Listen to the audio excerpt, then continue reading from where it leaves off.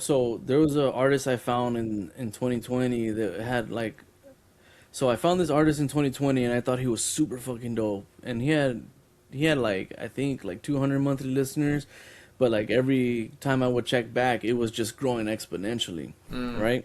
And I had reached out to him prematurely because I say prematurely because looking back, I knew my beats weren't that great, but I knew I wanted to work with him and I knew we would do well.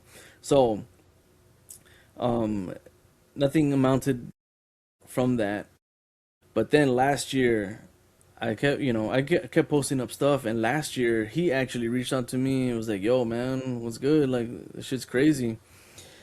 And so yeah, just keep things natural. Sorry, my dog's like, "Yo, I need to go you're good. outside."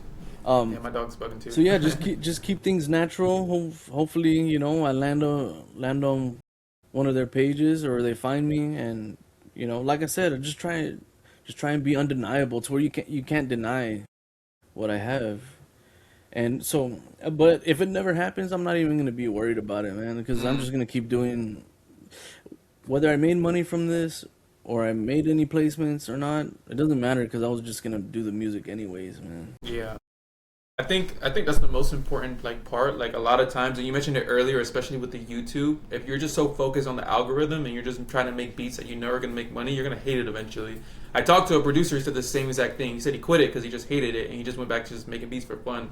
And I think at the end of the day, like if you have that mindset, like whether I do make money or whether I don't make money, I'm gonna be doing this. And I think what a lot of producers don't realize is the money comes last. That never usually never ever comes first, and that's just life in general. Like you know what I mean. So what people forget is like at the end of the day, I mean the passion is what drives you, and then that is what's gonna lead to the opportunities.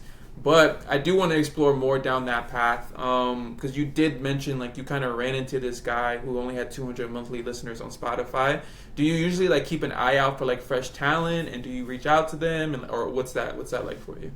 Yeah, I definitely don't do that anymore.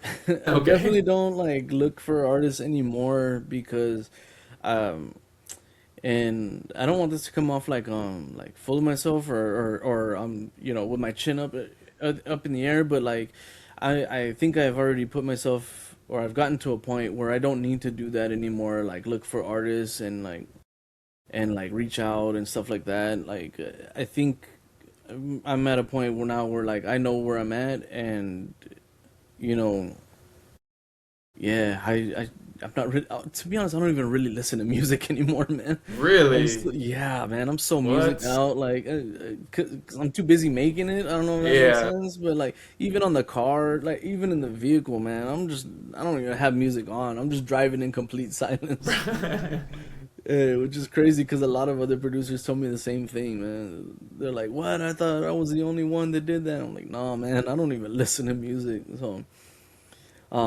You know what? I actually do listen to music when I'm sampling, but Okay. but yeah, I'm not really looking out for anybody new anymore, man. I got my circle that I work with, and then someone else wants to jump on or jump on the beats, and they know where to go, man. The beat store's there. Nice.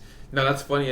I totally agree, especially when you're because you're basically listening to music all day because you're producing. Like you know what I'm saying?